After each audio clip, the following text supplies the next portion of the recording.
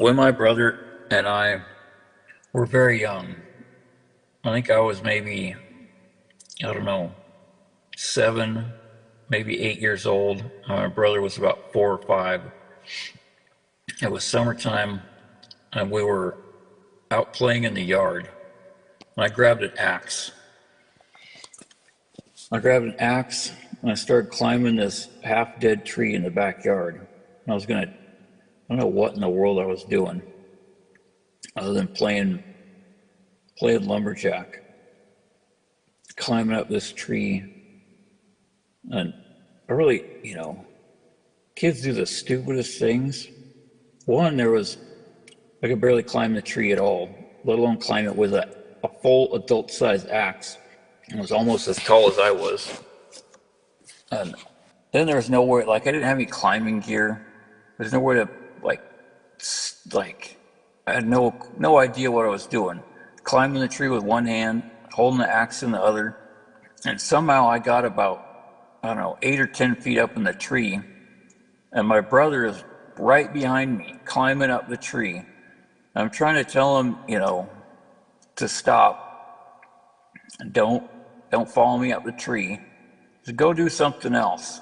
Get out of here. Why do you always have to follow me everywhere? I probably wasn't being too nice to him.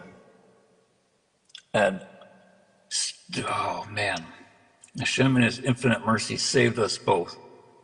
The axe slipped out of my hand and dropped 4 or 5 feet straight onto my brother's head. The axe head with the cutting implement side, not the wood. It dropped the iron, like it says in the verse. And when I was reading this on the Shabbat, I had already saw a lot of this, prepare the way for yourself, do teshuvah, and for any killer to flee there, not just a physical killer, but a spiritual killer, someone who caused other people to sin and spiritually murder them. You got to clear the way for yourself, otherwise, lest the Redeemer of the blood will chase after the killer, meaning the Malach HaMavet, the angel of death. Person gets the judgment that they are to die for the sins that they've caused others to commit.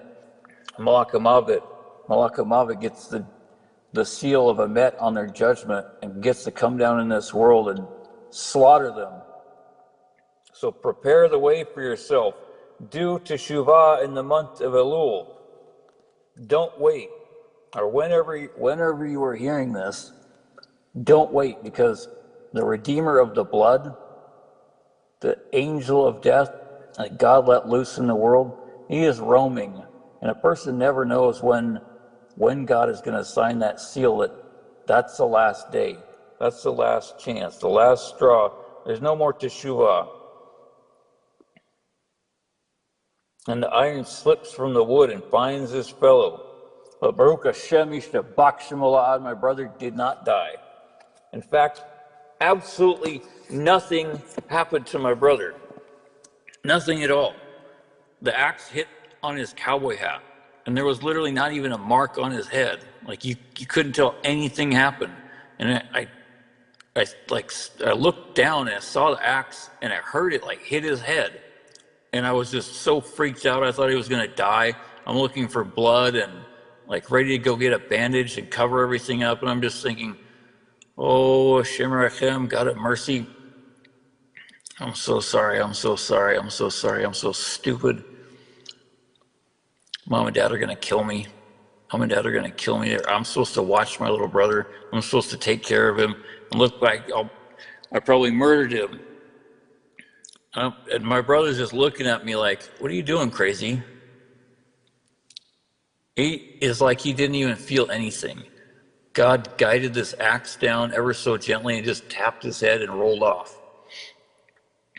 And the cowboy hat on his head was the excuse for anyone that wants to be a heretic and wants to deny Hashgacha Prati, divine providence. Just a coincidence. He had a cowboy hat on. That's why his head didn't get split open. No, God made a miracle.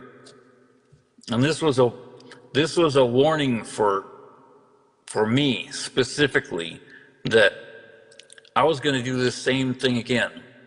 My brother was going to follow me out into the woods, except not out into the literal woods, out into the spiritual woods, out into the fields of idol worship and drug addiction and all kinds of other stupid things.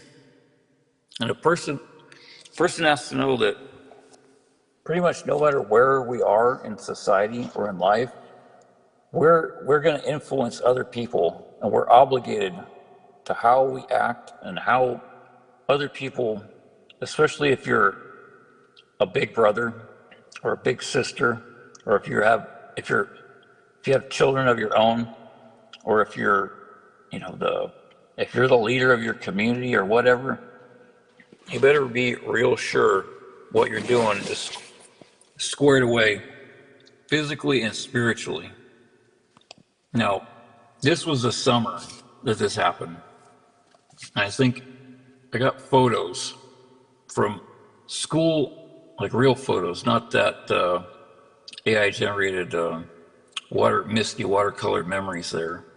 Real photos from school photos that year. And man, it's so crazy. My brother is there on the right, and that's me on the left. And it's what happened wasn't just a prophecy of like a warning of that I was going to get into some deep trouble with drugs, and my brother was going to follow me down the rat hole and ruin his life. But look at my teeth. I got 2 buck teeth and 2 incisors, and that's it. I'm missing the two teeth on either side there. Those are like some of the only teeth I have left in my head, Baruch Hashem. And just like anyone who watches this or listens to this, I got to think almost everyone has heard that voice calling when you're half asleep that sounds like whoever it is that's in your house, except they're not awake yet. Maybe they're not even there. Maybe they left. Maybe they left long ago and they haven't been there for years. But it sounds like your dad or your mom or your husband or your wife, except they're not there. They're not awake. They didn't say a word to you. Just like that, I know that God has put these kind of things in all of our lives to show us. They're just hiding, waiting for us to see. Like this is going to be you if you go down that road, if you go out into the woods. The dark, creepy, scary woods, lest the Redeemer of blood will chase after the killer, for his heart will be hot. Prepare the way for yourself. Get ready to work and work and work and dig for the truth. Now we're going back to our shovel, Baruch Hashem, our trusty shovel.